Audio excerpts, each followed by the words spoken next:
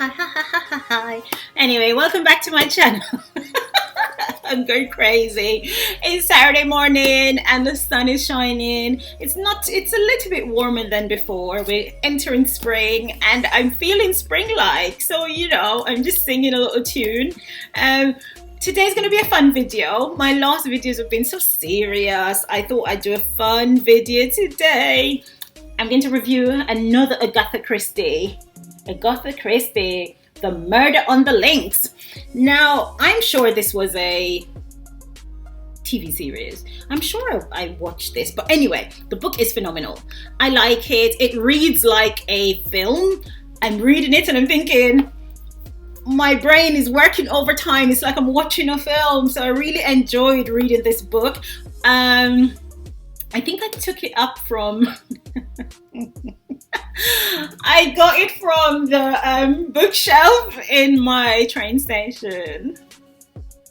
Listen, nowhere's open. Everywhere's closed. Bookshops are closed. I don't like buying books online. They just seem so dull. It just seems so dull to buy books online. So I really love going into the bookshop to buy my books. So at the moment, when I pass when I go into the tube station and I see that the shelf is full, I'm always looking through like, let me see. And then I saw this Agatha Christie. It's well worn. It tells me that whoever owned this enjoyed it.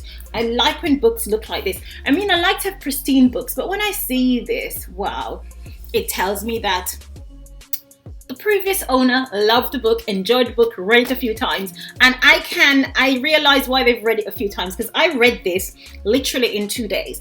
I'm reading another book and I'm struggling. I've been trying to finish it for weeks so I could review it, but I'm really struggling. This one I read in 2 days. The other one I'm struggling. I'm just thinking I'm gonna give up and just review it as is because I can't finish it. It's actually a trilogy, and I've read the first one. I did struggle with the first one, and then the second one I'm like halfway in. It's got 600 pages. I'm 300 and something, and I'm struggling to go on. The other night I'm like, okay, I'm home. I'm going to spend the whole evening reading this. I read 3 pages and I'm like, I can't take this anymore. However, I'm going to give it another go in a week and see if I finish. If I don't finish, I'm going to give up and I'm just going to review as is. So let's talk about Mrs. Christie.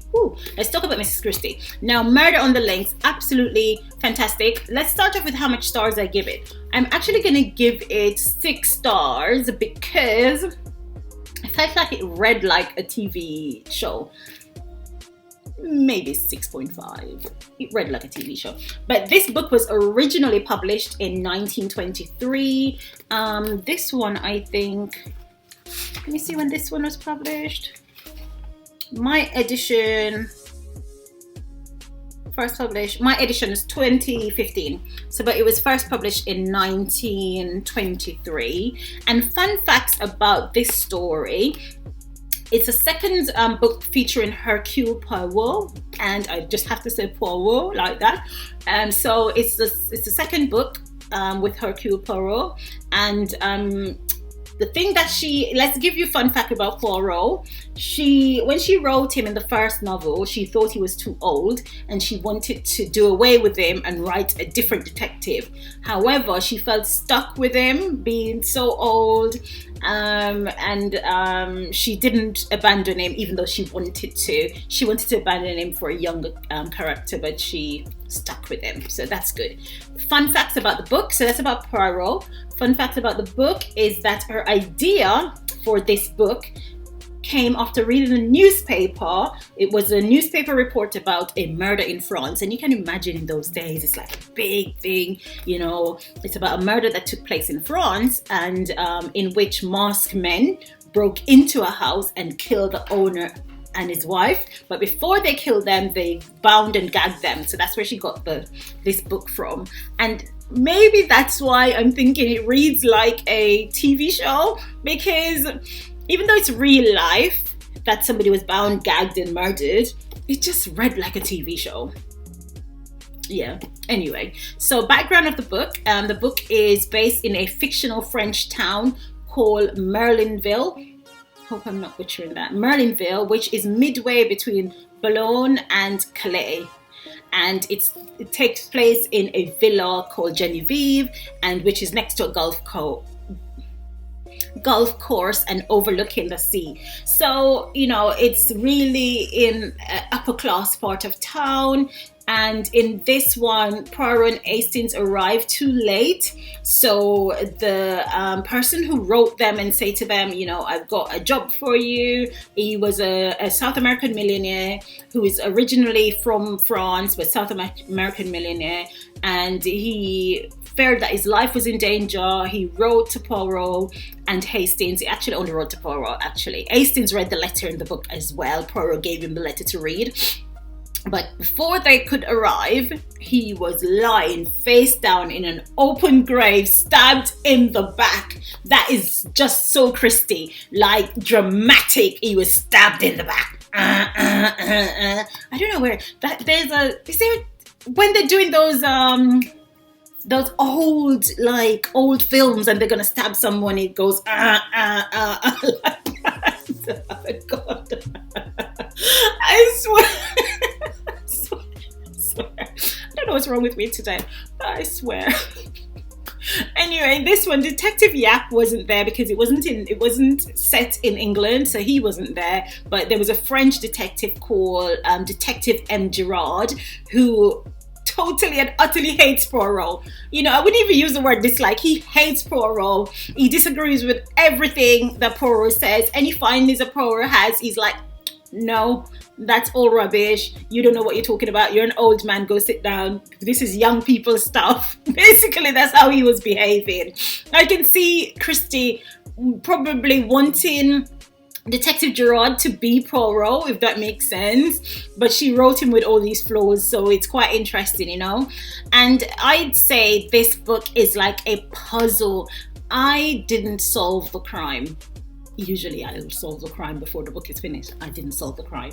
There's so many twists and turns, and I'm just like, okay, this is the person, and then no, it's not the person, or that person turned up dead, and I'm like, how can that turn? Oh my God, there's so many twists and turns. It's like my 1,000-word puzzle that I'm trying to do that is also evading me. I just don't have the time. I'm hoping to get some time at work and I'll try and work on my puzzle. But then if I work on my puzzle, I can't read a book.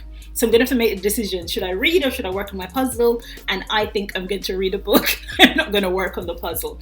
But it's quite melodramatic, actually, this book. But it's very enjoyable. And, you know, Poirot unravels the mystery quite good. I thought it was quite interesting. I like Hastings had a love interest that he met on the train before all of this. She called herself Cinderella when he said, you know, who are you? She said, oh, my name is Cinderella. And he never thought he'd see her again. And he met her. I won't give any spoilers to the book, but I thought I would read something. So they met on the train, this young lady and Hastings, and he thought she was scandalous because of the, so she says, I apologize for my language, most unladylike and all that, but oh Lord, there's reason enough for it. Do you know I've lost my only sister? So she was like, he looked at her and she was smoking and she was, you know, being brash, so to speak, and he didn't like that. But it turned out that he did like her.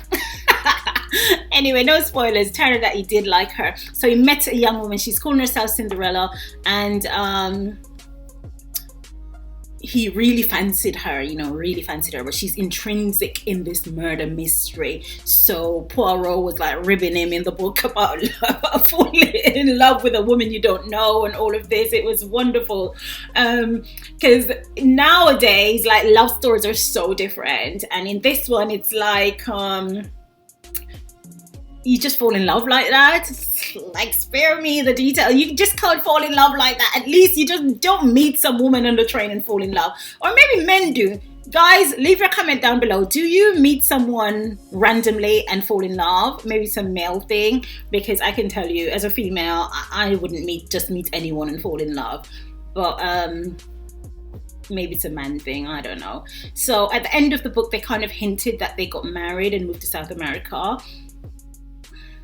Mrs. Christie, please. Anyway.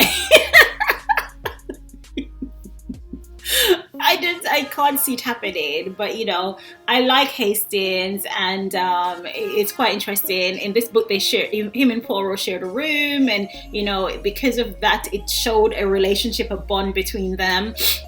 But I would say I recommend this book. I'm not going to go into many details about it because I do want you to read this book. If you've read that book, leave a comment below. If you like my video, leave a comment below. Leave a comment below if you like the fact that I'm going off on a tangent about I don't know what. Then leave a comment below. But anyway, I did enjoy this book, and I can see myself reading it again. And another fun fact is, in her autobiography, she revealed that she was not pleased with the cover. So the original cover, which I couldn't find for some reason, but the original cover of this book, she was not pleased with it. She felt the publishers that designed it didn't reflect the plot of the book, and she was said to be furious. And it was agreed that in future they will change it and they will get her approval before they decide on any cover. So there you go. Girl power. You tell them how you feel. I don't like it. Get rid of it. And next time, ask my permission. Oh my God. And next time, ask my permission. Wonderful. Girl power at its best. Anyway, that wraps it up. Like, share, and subscribe. And don't forget to leave a comment. Click the notification button so anytime I upload a video, you will get a chance to see that video. And for all the people who've been supporting me, thank you so much. I can't thank you enough. And hopefully when I hit 200 subscribers, I will do another giveaway, and this will be for everyone. So everybody will get a chance to be a part of that giveaway. So thank you so much. Like, share, and subscribe.